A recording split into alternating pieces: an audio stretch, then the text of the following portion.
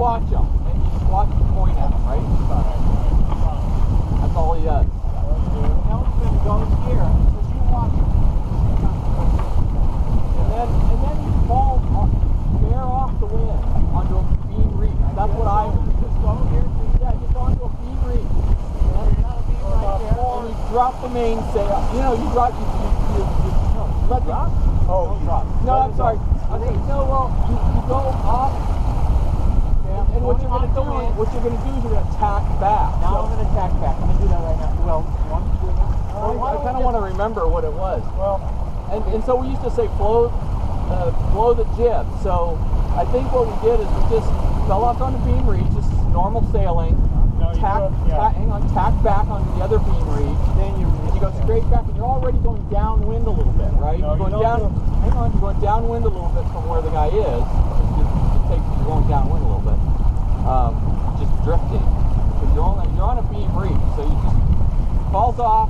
You go beam reach, you tack, you go back, so you're below him, and then you turn up and dive the boat, right? When he's next to the side of the boat.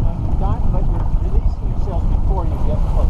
So you stop next to him. Yeah. And he stops on the leeward side of the boat, right? Leeward side of the boat. He's on the leeward side, yeah. So you're floating into it. So let's just practice it once, just without throwing anything over. Does that sound? No, one difference. You do beam reach, you tack, and then you do a broad reach going back, not a beam reach.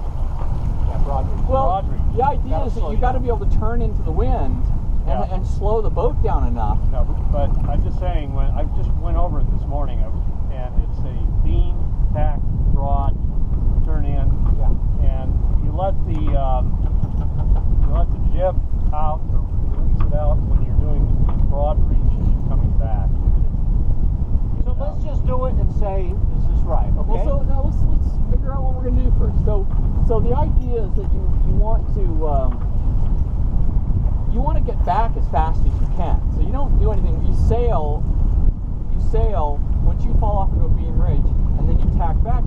That all should be as fast. You should be sailing as fast as you can to get back. And then you want to be able to stop the boat, so you can't take both sails down at the same time. So at some point going back, you never take yourself. You never take yourself. No, I mean release them though. So sometimes you take down the jib. I know, but that takes time. So you come up. So as you're coming back towards the guy, you let the jib out. Then you turn up into the wind, and when the helmsman.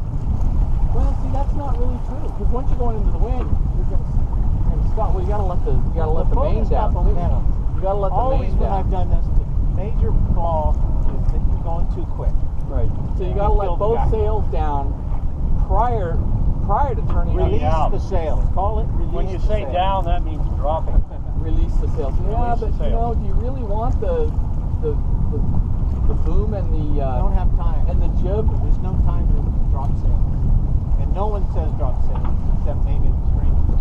Yeah. No, and also, you want to come in that broad reach. You want to do that because you're going slower.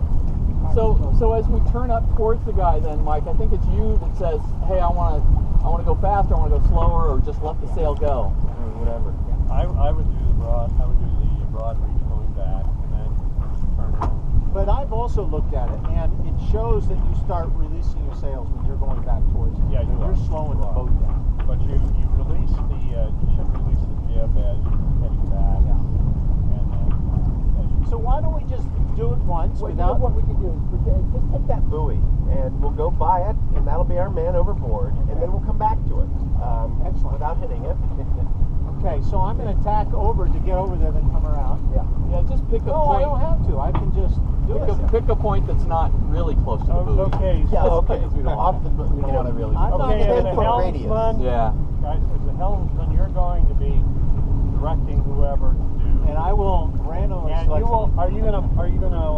I'm going to do this. That's your I'm job. going to say, son of a bitch, Mike went overboard. So when we do it with the other guy, with Bob, Yeah, Bob. Yeah.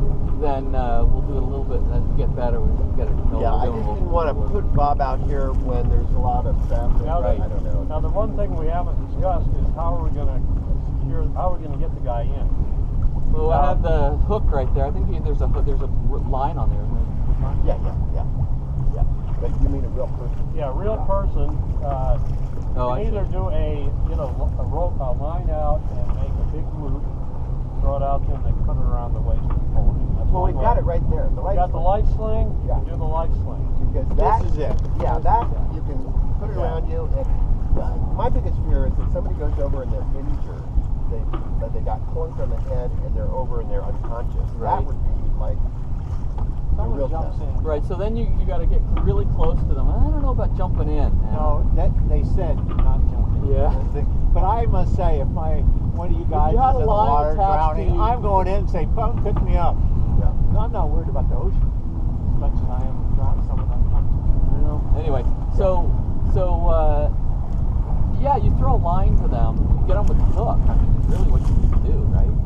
Unless somebody's going to go in and actually attach something to them. But if they're unconscious, you got to get them with the hook and pull them up, and then somehow get a halyard attached to them, or a line around them.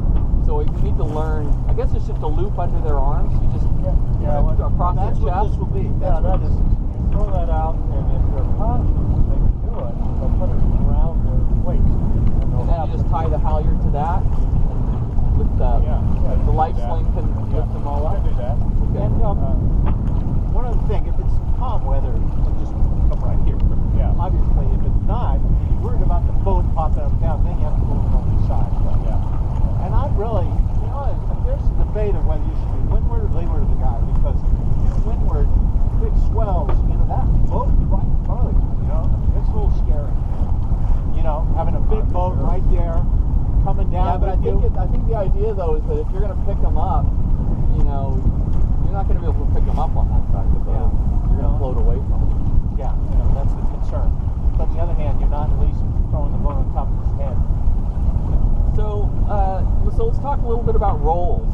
So usually when we're tacking, one guy's over here and one guy's over there, and then one guy's going to have to handle the jib and the main sheet up there, right? All by himself. Just let him go at the right time. Later, yeah. Is that right? Yeah. And you have to think about it, you may just have two people on deck. You don't have time to follow everyone up, right? You got two guys on deck, one guy, if that's the case, you have to have another person. You have to scream. Yeah. I think that's the biggest emergency. Everybody's got to be on deck to help out. Oh yeah, for sure. But yeah, I mean that's the problem, right? So if there's only two people, who's going to watch the guy, right? The guy that sees him go over can't take his eye off him. Right. Even if he's steering the boat, right? He cannot take his eye off him. I don't know. That's where it gets tough. Hopefully we're tethered, but that may not happen. That's the man overboard prevention. Well, you can still go overboard, but at least Do you have e-verb in there? I don't. I'm planning. We were talking about that on the way up. I'm planning on I getting should one. get an e-verb, and I'm going to get an offshore vest. And Are you married, George? Yeah. Your wife will probably want to give that to you as a present. yeah,